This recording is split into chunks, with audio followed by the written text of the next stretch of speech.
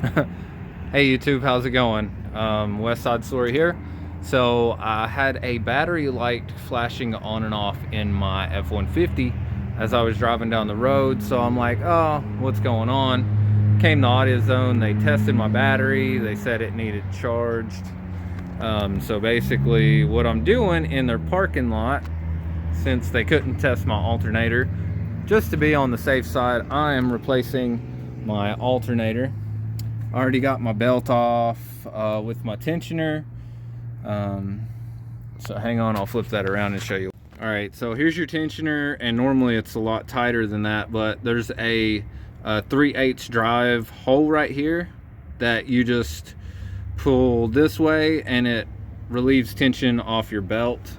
So I do have my belt off, as you can tell, and I got that on there getting ready to undo the bottom bolt. I already took the top bolt out. It was a let's see, it went right here in this hole and it was a 13 millimeter.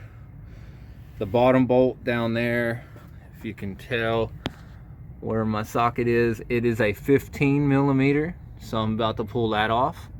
This should be a pretty quick job. I'm upgrading from the 95 amp to the 130 since they have it in stock. And that's where I'm at. So all right, we're going. All right, so guys, this bottom bolt right there is really on there.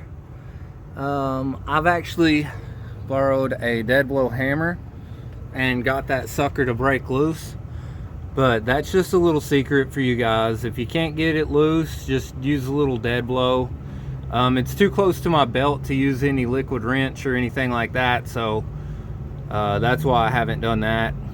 But all right, let's continue on. All right guys, so after fighting with that sucker, I got it out. All right, man, 15 millimeter. All right, I did get it out of there. All right, so I got it loose finally. Man, you got to fight with that bottom one. Look, and I busted myself up, busted my hands up. This shroud right here will cut, you be careful. All right, but anyway, let's see. I got what appears to be maybe a 10 millimeter there to get that off. And then I have a clip, I think that's it right there. Maybe it's on the other side. Let me get this one off and then we'll find out. All right, so this is the bigger one. I'm gonna see if it'll fit. It looks like it'll fit, but I don't know. We'll see. All right, so there we have it. You put all your connections back together and ready to bolt her back in. All right, YouTube, so after fighting with the big 130 amp, I found out that my bracket was not big enough to hold it, so I did have to trade back out for the 95 amp. Let that be a lesson learned to all of us. Sometimes upgrading isn't the best choice, so sometimes you just got to get the part you need. Go on. All right, I finally got that bad boy in there. Now all I got to do is relieve tension with my tensioner and take my belt right there that I got just laying in here. It goes up on it, so I'm going to take that, put it on there, and I'm just going to check and make sure all my other belts are good. All right, and everything does look good. That's a brand spanking new alternator. I hope that that'll charge my battery. They said my battery looked okay, it just needed charged. So right now what I'm doing is I'm just clearing all the codes.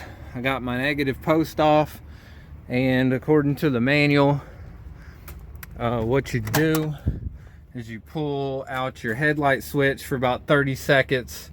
Of course, I've already done it for 30 seconds, so it is what it is. I got me a new tool set since I was up here. So, all right, I'm gonna cut this off, and then I'm gonna plug my battery up and fire her up and see. Hopefully a lot of my codes will go off. I think my alternator being weak just was still not feeding my sensors right, but we'll find out. All right, stay tuned, guys. All right, everybody, so as you see, I got a new alternator in there. And that fixed my battery light. It's alright, if you guys are having a battery light problem, come up here to AutoZone and let them test it. If your battery's good and just needs a charge, most likely your alternator's going out. So alright, that's it for me and Rosie tonight. Let me let you get a good look at her here. Alright guys, sorry. There wasn't a lot to that.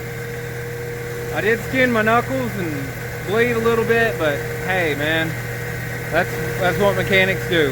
Y'all have a safe and blessed night out there. What do you think of that? Huh?